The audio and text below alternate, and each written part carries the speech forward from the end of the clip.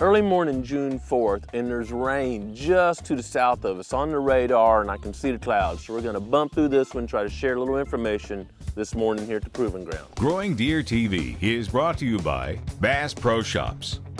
Also by Reconics, Trophy Rock, Non-Typical Wildlife Solutions, Muddy Outdoors, Eagle Seed, Nikon, Winchester, Redneck Hunting Blinds, Dead Downwind, Antler Dirt.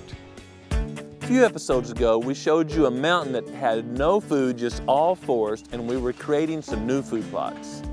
And even though the contractor's been finished removing those trees for a while, we haven't planted or done anything because it's been bone dry here at the Proving Ground. There's been a few days with 30, 40, 50% chance of rain, but that means there's just as good a chance it's not gonna rain. So we held off planting, not wanting to put those soybeans in a dust bowl. Yesterday, the forecast jumped up to 80% chance of rain, only a 20% chance it wouldn't rain. So against my better judgment, we believed the weatherman, and Adam planted both food plots yesterday. Super dry, back on the tractor though. We're calling for 70% chance of rain tonight, 80% chance tomorrow.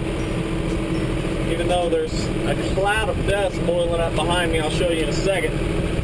We're gonna bank on the fact that there's rain coming tonight and tomorrow, and it's the best chance we've had probably all month. So hopefully we get that rain. We're gonna be saying our prayers tonight big time, hoping for the rain. But anyway, here's the dust.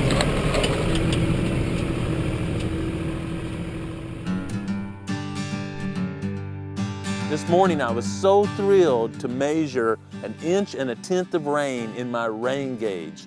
Those seeds were in the ground less than 12 hours before it rained. Now 1 inch won't solve the drought problems here at the Proving Grounds, but it's a great start and it's enough to get those soybeans up and running. This is a new food plot we've been showing you, from marking it out to the equipment removing the trees to Adam planting, and the next step we hope would be germination. Although the field looks like it's been plowed, that's not the case at all. The dozer and the track hoe removed the trees, kind of leveled it out. We brought the no-till drill in and drilled, and you see these little furrow marks all through the field. We have not disked it or plowed it. That might be appropriate for the first time in some areas, but as you can tell, anywhere I throw this, it's gonna hit a rock. There's no chance of me throwing a rock and not hearing the click of it hitting the rock.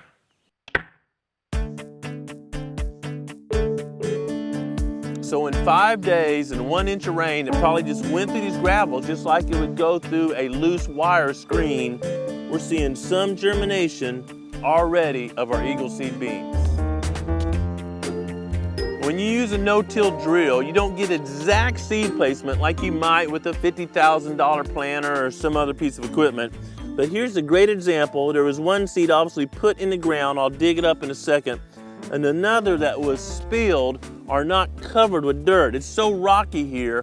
Clover seeds or turnips or radishes, really small hard seeds, will often germinate if they're laying on top of the ground if it gets soil moisture, because the raindrops come down, splash, and act to cover it enough where the seed gets good seed to soil contact.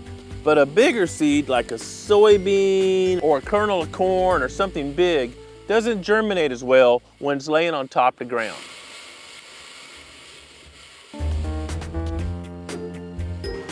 And that's why the no-till drill has that opener that actually makes a path, and then the seed falls in and a press wheel or something close it and put dirt on top.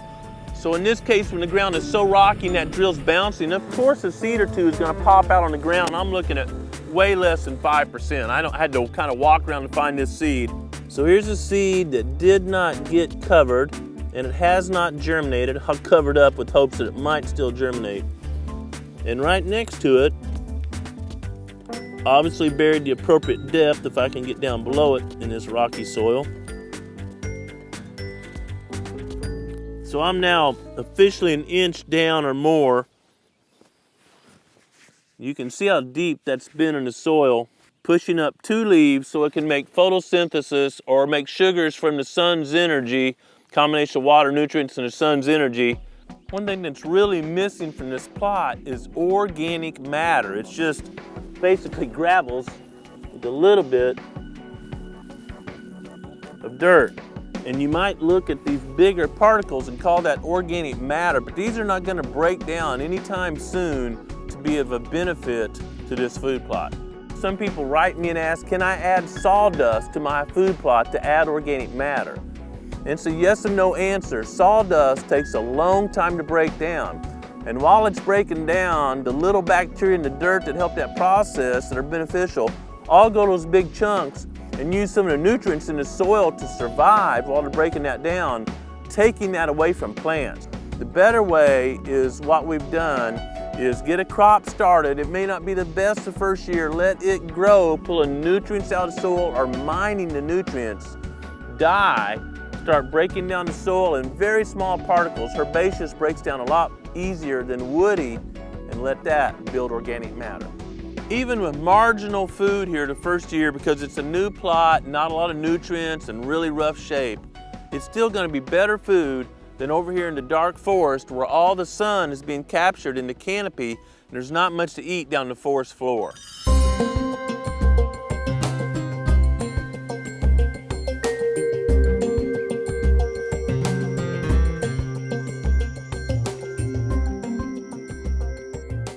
I asked for some help on our Facebook page what was the best bait to put in traps for groundhogs, and literally had dozens and dozens, hundreds of responses.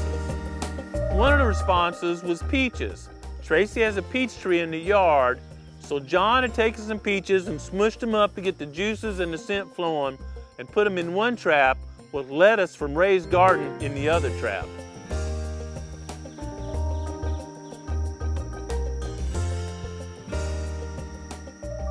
The traps are on either side of a trophy rock where we have a bunch of pictures of the groundhog utilizing the trace minerals.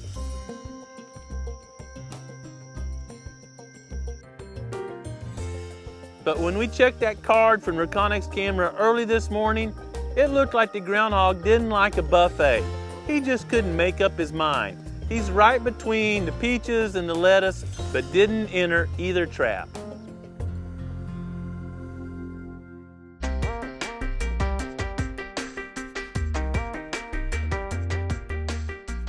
It is kind of interesting to see that hen turkey wading out in the pond, but it's disturbing that there's no poults with her.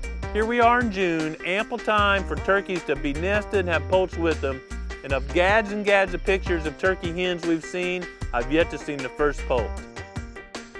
As we finish up some of these habitat projects and free up a little bit more time, no doubt about it, I'll be out there at that Fox Pro collar working on some of those predators that are reducing my turkey and deer population.